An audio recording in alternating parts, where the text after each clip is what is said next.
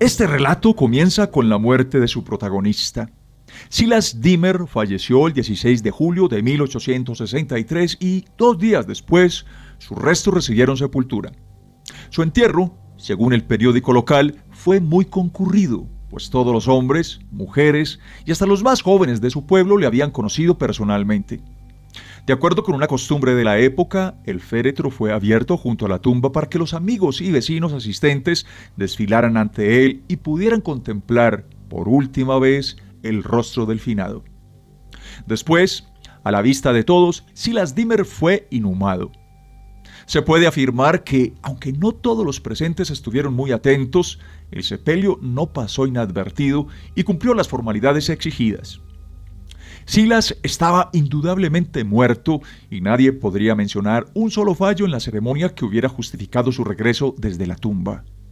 Sin embargo, y a pesar de que el testimonio humano tiene siempre una gran validez en cualquier situación, incluso una vez consiguió acabar con la brujería de Salem, Silas regresó. Olvidé señalar que estos hechos tuvieron lugar en el pueblecito de Hillbrook, donde Silas había vivido durante 31 años. Su profesión fue la que en algunas partes de la Unión, país libre reconocido, se conoce como tendero. Es decir, tenía un comercio en el que vendía las mercancías propias de este tipo de negocios. Nadie puso nunca su honradez, al menos por lo que sabemos, en tela de juicio, pues todo el mundo le tenía en gran estima. Los más exigentes hubieran podido reprocharle un celo riguroso en su actividad. No lo hicieron, aunque a otros que mostraban menos interés en su trabajo se les juzgaba con más severidad. El negocio de Silas era, en su mayor parte, de su propiedad, y eso probablemente pueda haber supuesto una diferencia. En el momento de su fallecimiento nadie recordaba un solo día, exceptuando los domingos, que no hubiera pasado en la tienda desde su apertura, 25 años antes. Su salud había sido siempre estupenda y nunca había sentido una tentación suficientemente fuerte como para abandonar el mostrador. Se cuenta que una vez se le citó como testigo en un importante caso y no se presentó. El abogado, que tuvo la osadía de pedir que se le amonestara, fue informado solemnemente de que la sala consideraba dicha petición con extrañeza. Como a los abogados no les gusta provocar la sorpresa judicial, la moción fue rápidamente retirada y se llegó a un acuerdo entre las partes sobre lo que el señor Dimmer habría dicho si hubiera estado presente, acuerdo que fue aprovechado hasta el límite por la acusación para que el supuesto testimonio dañara claramente los intereses de la defensa. En resumen, toda la región coincidía en que Silas Dimmer representaba la única verdad inamovible en Hillbrook y que su desplazamiento podría traer consigo una desgracia pública o una calamidad fatal. La señora Dimmer y sus 2 hijas mayores ocupaban el piso superior de la tienda, pero a Silas nunca se le había ocurrido dormir en otro lugar que no fuera su catre tras el mostrador. Y fue precisamente allí donde una noche lo encontraron, casi por accidente, agonizando, y donde expiró sin tiempo apenas para echar el cierre. Aunque no hablaba, parecía consciente, y los que mejor le conocieron creen que, si su final se hubiera retrasado más allá de la hora normal de apertura, las consecuencias que tal situación hubiera producido sobre él habrían sido lamentables. Tal era el carácter de Silas Dimmer y tal la precisión e invariabilidad de su vida y costumbres que el humorista del pueblo, que hasta había estado una vez en la universidad, propuso otorgarle el sobrenombre de Viejo Ividen y señaló sin ningún ánimo de ofender, en la edición del periódico local posterior a su muerte, que Silas se había tomado un día libre. En realidad fue más de un día, aunque si nos remitimos a las pruebas, parece que el señor Dimmer dejó bien claro, en solo un mes, que no disponía de tiempo para estar muerto. Uno de los ciudadanos más respetables de Hillbrook era Alban Creed, el banquero. Residía en la casa más elegante de la localidad, disponía de carruaje y era considerado digno de aprecio por muchas razones. Como solía ir a Boston con frecuencia, conocía las ventajas que proporciona viajar. Se decía incluso que una vez había estado en Nueva York, pero rechazaba con modestia tan admirable distinción. El asunto se menciona aquí con el único propósito de subrayar la valía del señor Creed, ya que, en cualquier caso, honra a su inteligencia si es que había entrado en contacto, aunque fuera temporalmente, con la cultura metropolitana, y a su franqueza, en caso contrario. Una agradable noche de verano, sobre las 10, el señor Creed, después de cruzar la verja de su jardín y recorrer bajo la luz de la luna el paseo de gravilla, subió los escalones de piedra de su elegante mansión. Se detuvo un instante y metió la llave en la cerradura. Al abrir la puerta se encontró con su esposa, que se dirigía a la biblioteca. Ella le saludó amablemente y sostuvo la puerta para que entrara. Pero Alban Creed se volvió y, mirando hacia sus pies, exclamó con sorpresa: «¿Pero qué diablos ha sido de la jarra?» «¿Qué jarra, Alban?», preguntó su mujer, que no le entendía. «Una jarra de sirope de arce que traía de la tienda y dejé ahí para abrir la puerta. ¿Dónde diablos?» «Alto, alto, Alban, deja de hablar así», dijo la señora, interrumpiéndole. Hay que señalar que Hillbrook no es el único lugar de la cristiandad en que un politeísmo rudimentario prohíbe tomar el nombre del diablo en vano. La jarra que, gracias a un relajado estilo de vida provinciano, el más ilustre vecino había traído de la tienda, había desaparecido. ¿Estás seguro, Alban? Pero querida, ¿crees que un hombre no sabe cuándo lleva una jarra en las manos? Compré el sirope en la tienda de Dimmer. Él mismo la llenó, me la dio y... La frase permanece hasta hoy inconclusa. El señor Creed entró en la casa tambaleándose, cruzó el recibidor y se dejó caer sobre un sillón. Le temblaban las extremidades. De pronto se había dado cuenta de que Silas Dimmer llevaba 3 semanas muerto. La señora Creed, en pie, junto a su esposo, le observaba con sorpresa y preocupación. «Por el amor de Dios», dijo, «¿qué te pasa, Alban?» Con sus males no tenían una relación aparente con un pase a mejor vida. El señor Creed no consideró necesario dar una explicación y permaneció en silencio, con la mirada perdida. Hubo un largo silencio, roto únicamente por el rítmico tic-tac del reloj que, más lento que de costumbre, parecía concederle cortésmente algo de tiempo para recuperar la cordura. «Jane, me he vuelto loco. Eso es lo que ocurre», farfulló con voz apagada. «Me lo podrías haber dicho antes de que los síntomas llegaran a tal extremo que yo mismo lo descubriera. Imaginé que pasaba por delante del comercio de Dimmer. Estaba abierto y había luz dentro. Al menos así me lo pareció. Ya sé que lleva tiempo cerrado, pero Silas estaba de pie detrás del mostrador. Le vi con la misma claridad que te estoy viendo a ti. Recordé que necesitabas un poco de sirope de arce, así que entré y lo compré. Eso fue todo.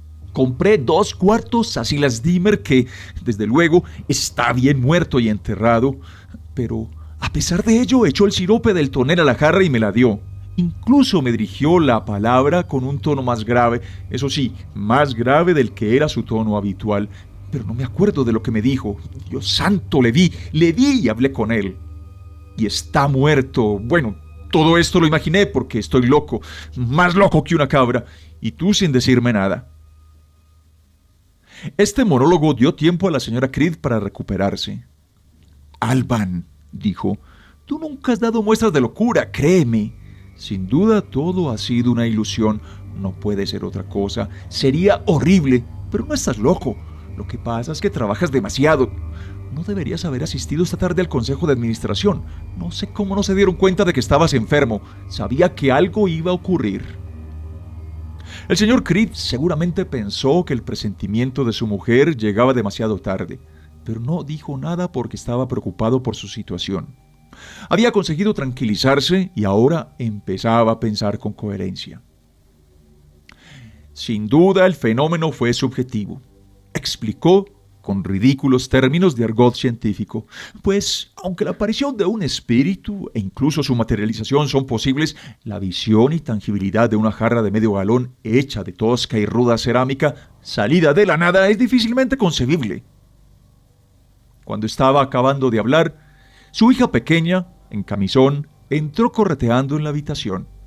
Se echó sobre su padre y, rodeándole el cuello, dijo: «Papi malo, olvidaste entrar a darme un beso. Te oímos abrir la puerta y nos levantamos».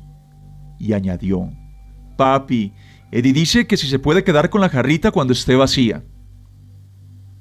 Mientras el significado completo de aquella revelación llegaba al cerebro de Alvan Creed, este se estremeció palpablemente.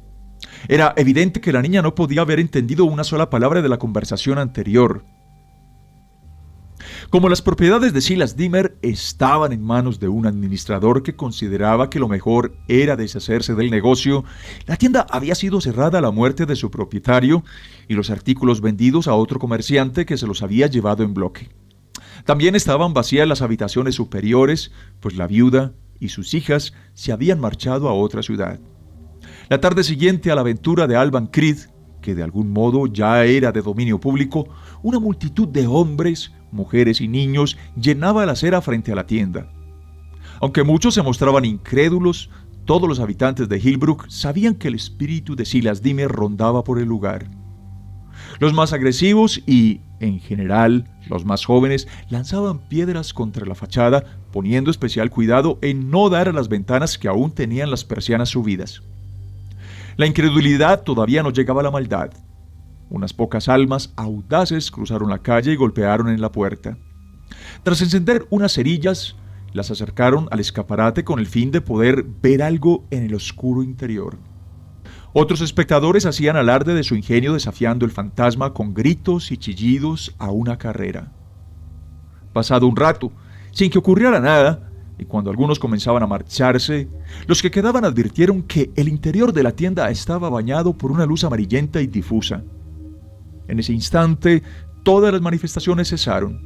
Los intrépidos que se habían acercado a la puerta de las ventanas retrocedieron hasta la acera y se mezclaron con el gentío. Los jóvenes dejaron de tirar piedras.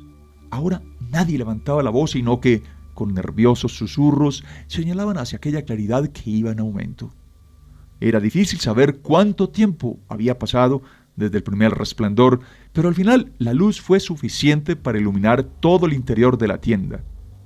Y en ella, de pie tras el mostrador, junto a su mesa, se pudo ver claramente a Silas Deemer. El efecto sobre la multitud fue increíble. La gente comenzó a dispersarse con rapidez por ambos flancos y los más asustadizos abandonaron definitivamente el lugar. Muchos corrían con todas las fuerzas que les daban sus piernas. Otros, con mayor dignidad, se marchaban despacio y volvían de vez en cuando la cabeza para echar un último vistazo por encima del hombro. Al final solo quedaron unos 20, casi todos hombres, que permanecían en silencio, absortos y mostraban un aspecto nervioso. El fantasma no les prestó la más mínima atención. Al parecer, estaba ocupado con su libro de cuentas. Al cabo de unos instantes, 3 hombres salieron del grupo que había en la acera y, llevados por un mismo impulso, cruzaron la calle. Cuando uno de ellos, el más robusto, estaba a punto de derribar la puerta con el hombro, esta, al parecer sin mediación humana, se abrió y los audaces investigadores entraron. Apenas cruzaron el umbral, según pudieron observar los timoratos observadores exteriores, comenzaron a actuar de un modo inexplicable. Tendían sus manos en busca de ayuda, seguían trayectorias tortuosas, chocaban entre ellos con el mostrador, con las cajas y toneles. Iban de un lado para otro en busca de una salida, pero parecían incapaces de volver sobre sus pasos. A pesar de sus gritos y maldiciones, el fantasma de Silas Deemer seguía sin mostrar el menor interés en lo que ocurría. Guiados por no se sabe qué impulsos, los de fuera hicieron una simultánea y tumultuosa acometida hacia la puerta. Como todos querían ser los primeros, la entrada quedó bloqueada, por lo que finalmente decidieron ponerse en fila y avanzar de uno en uno. Por algún extraño arte espiritual o físico, la observación se transformó en acción. Los espectadores comenzaron a tomar parte en el espectáculo y el público ocupó el escenario. Alvan Creed, único espectador que quedaba al otro lado de la calle, pudo ver claramente lo que ocurría en el interior de la tienda, que aparecía inundado de luz y cada vez con más gente. Para los de dentro, por el contrario, la oscuridad era total. Era como si los que cruzaban el umbral quedaran ciegos y enloquecieran por tal desgracia. Andaban a tientas e intentaban salir contra la corriente, a empujones y codazos, por lo que se caían y pisoteaban una y otra vez. Se agarraban de la ropa, del pelo, de la barba, luchaban como fieras y gritaban y se insultaban furiosamente. Cuando el señor Creed vio a la última persona penetrar en aquel espantoso tumulto, la luz que antes todo lo iluminaba se convirtió en una oscuridad tan palpable para él como para los del interior. Alban Creed dio media vuelta y se alejó de aquel lugar.